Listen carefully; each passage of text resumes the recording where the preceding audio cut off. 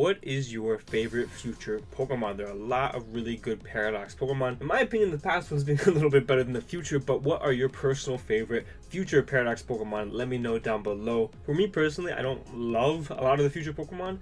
Probably Iron Treads would be my number one, but also I really enjoy Iron Moth, which we will be talking about today. Hey guys, John Jr. here, bringing you guys another competitive Pokemon analysis. Today we are going to be talking about Iron Moth.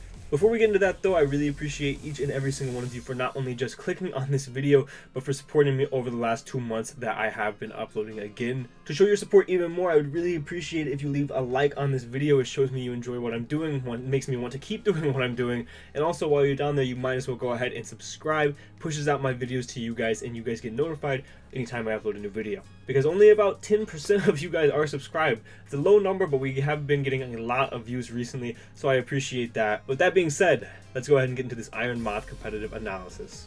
Iron Moth was a future Volcarona that was introduced in Pokemon Scarlet and Violet. It's a really cool Pokemon. It has a almost unique typing other than Salazzle of fire and poison type, which offensively we know from Salazzle is a very good typing. This partnered with some pretty monstrous offensive stats is going to make a pretty good Pokemon. So for the stats, we have 80 HP, 70 attack, and 60 defense. Nothing too fantastic, but then we get to the special side of things and we have 140 special attack, 110 special defense, and 110 speed. A very good speed tier and an absolutely insane special attack stat. Unfortunately, this Pokemon did lose Quiver, but have no fear. It still gets agility and agility plus the already crazy 140 special attack stat plus something like a booster energy. You're gonna be just fine. You have Fiery Dance and Sludge Wave both for your stabs. It did keep Fiery Dance from the regular Volcarona, and then you have Energy Ball to hit the waters, and with this combination of 3 moves, you practically hit just about everything.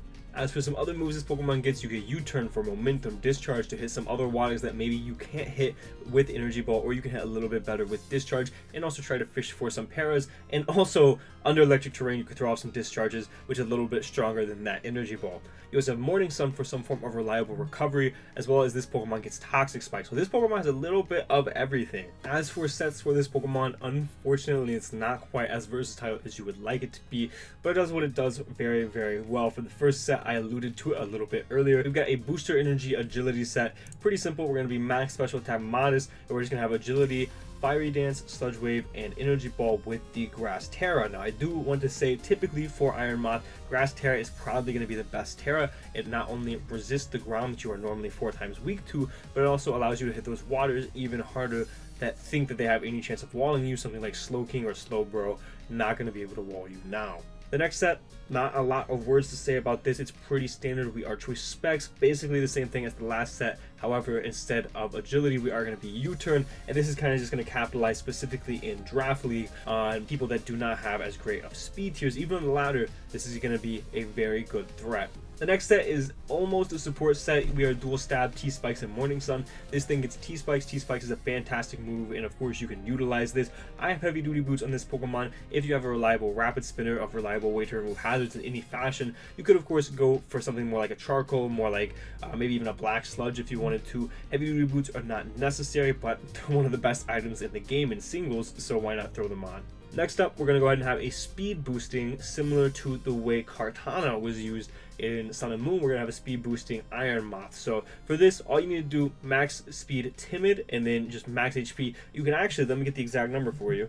You can actually go max speed Timid with 132 special attack EVs, and then you will be able to get that speed booster energy. With this, you basically have a built-in Scarf. You already hit hard enough, so do you really need that special attack boost? In some matchups, not necessarily, and especially with Fiery Dance, you can get the special attack boost that way. And if you want to use this as a late game sweeper, you can very easily do so. And then lastly, we're going to have kind of a cool set here. Not super intuitive. There's just not a lot of room to work with this Pokemon. We are going to be Morning Sun, Overheat, Sludge Wave, and Energy Ball with the Eject Pack. The whole thought process here, you throw off an Overheat, you immediately switch out, get momentum. If they want to switch in some sort of check, you Overheat, do like 60% probably, and then switch out into whatever you want to switch into. I also threw Terra Fire on this one specifically because you could Terra Fire into the Overheat, throw a giant Overheat off, Eject Pack out, and then come back in later and throw off another Terra Fire Overheat. That was kind of the thought process there. Again, Grass Terra is going to typically be better though. But let me know what you guys think of Iron Moth down below. This is a little bit of a shorter video.